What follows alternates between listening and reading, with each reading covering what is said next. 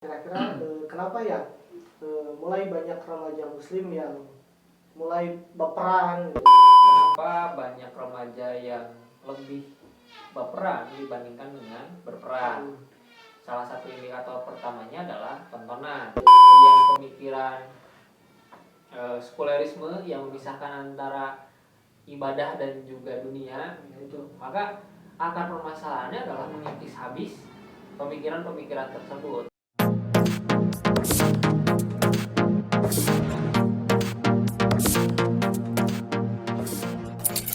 Nah, Assalamualaikum Mai. Waalaikumsalam. Apa kabar nih?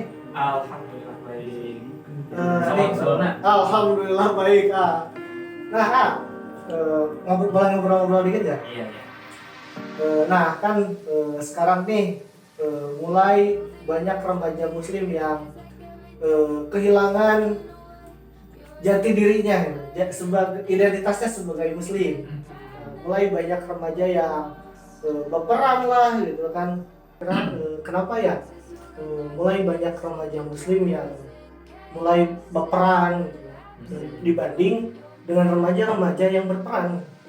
Nah, ini salah satu faktor yang kemudian kita bisa lihat zaman ini gitu kan, atau generasi milenial. Kenapa banyak remaja yang lebih berperan dibandingkan dengan berperan? Salah satu indikator pertamanya adalah tontonan, baik itu lewat media sosial atau lewat media televisi. Contoh mungkin dari media sosial, ya seperti halnya sekarang konten-konten di YouTube, Instagram, gitu kan, dan juga Twitter. Ya. Kemudian konten-konten tersebut gitu, mengarahkan remaja saat ini untuk lebih baperan, karena pertama dari segi tontonan, gitu kan. Trending YouTube hari ini itu dikuasai oleh pasar Korea atau K-pop gitu kan, dituntut dengan aplikasi-aplikasi media gitu ya, yang istilahnya aplikasi Netflix dan juga lain-lainnya. Kemudian isi dari tontonan tersebut kebanyakan adalah K-drama, yang kemudian hari ini pun gitu televisi mengadopsi hal yang sama gitu ya, yaitu tontonan-tontonan yang bikin baper ya, seperti halnya FTV atau sinetron yang kemudian mengkampanyekan tentang romantisme gitu kan, dibalut dengan pacaran dan juga hedonisme atau gitu kan, mencari kesenangan. Iya. Jadi tadi kan mungkin banyak hal yang mendukung untuk menjadi remaja yang berperan dibanding daripada remaja yang berperan itu sendiri. Ya. Nah, kan tadi banyak tontonan-tontonan yang mereka buat sebagai tuntunan lah gitu kan. Mereka mengadopsi pemikiran tadi hedonisme yang hanya mencari kesenangan untuk dirinya sendiri gitu kan, mencari kesenangan yang banyak gitu. Nah, sebagai remaja muslim yang bisa dikatakan mencari solusi, ya remaja yang benar-benar remaja muslim itu seperti apa sih? Baik, ketika berbicara remaja dalam kategori muslim, maka kita harus memahami makna dari muslim itu sendiri. Muslim itu sendiri adalah orang yang beragama Islam, yang menjalankan syariat Islam secara menyeluruh. Gitu. Ketika berbicara remaja Muslim, berarti kita berbicara bahwa remaja Muslim adalah agen perubahan. Seperti halnya, ya, ketika kita melihat kondisi remaja Muslim di zaman dahulu, di zaman Khulafaur Rasyidin, di zaman Rasulullah SAW, kita kenal dengan sahabat Ali bin Abi Thalib. Gitu. Kemudian juga kita kenal dengan remaja yang bernama Mus'ab bin Umair. Gitu. Nah, ketika ditanya seperti apa remaja Muslim yang seharusnya, maka seharusnya figur yang bisa kita contoh adalah mereka, itu tadi Ali bin Abi Thalib dan juga Mus'ab bin Umair, yang kemudian mereka melahirkan perubahan. Gitu. Yang mereka memberikan peran maksimal. Ali bin Abi Thalib dalam bidang keilmuan, gitu kan? Kemudian Mus'ab bin Umair sebagai duta dakwah pertama di usia yang sangat muda. Atau kita bisa masuk di generasi Muhammad Al-Fatih.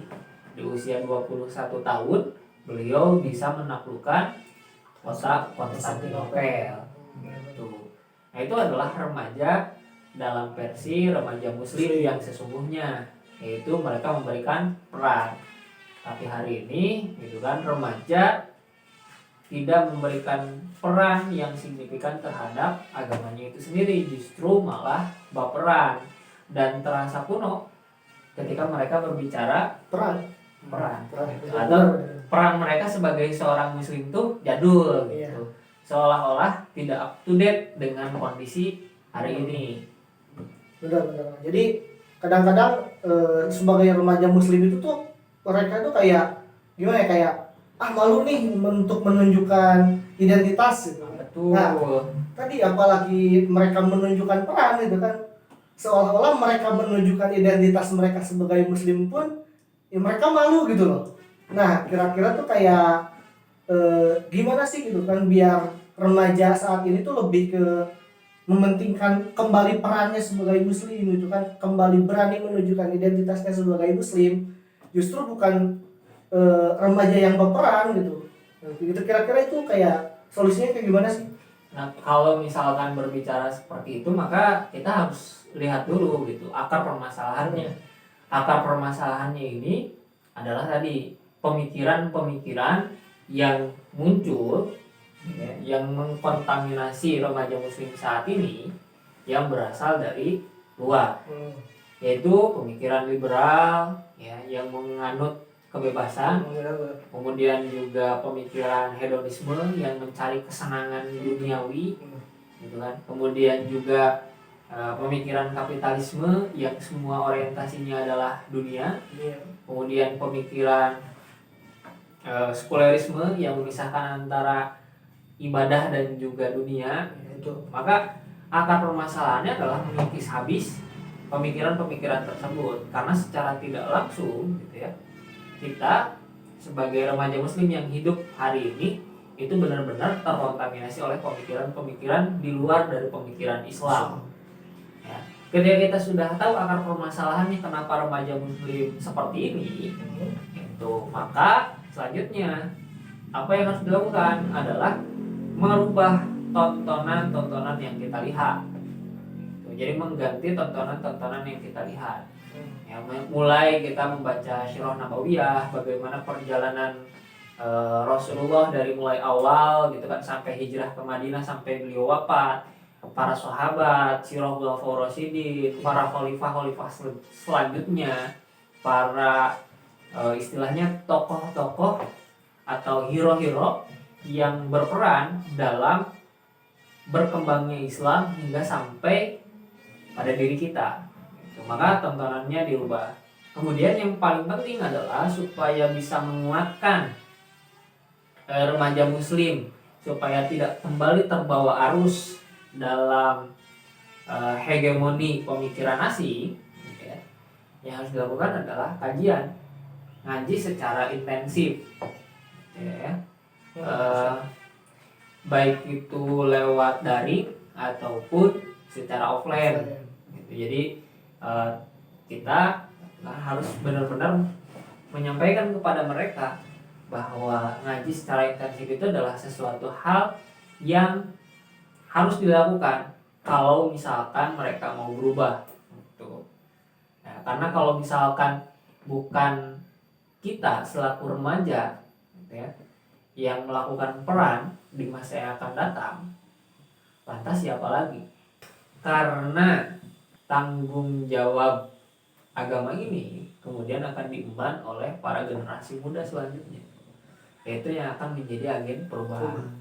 Mau dibawa kemana Islam di masa yang akan datang tergantung Pemudanya. dari pemudanya hari ini.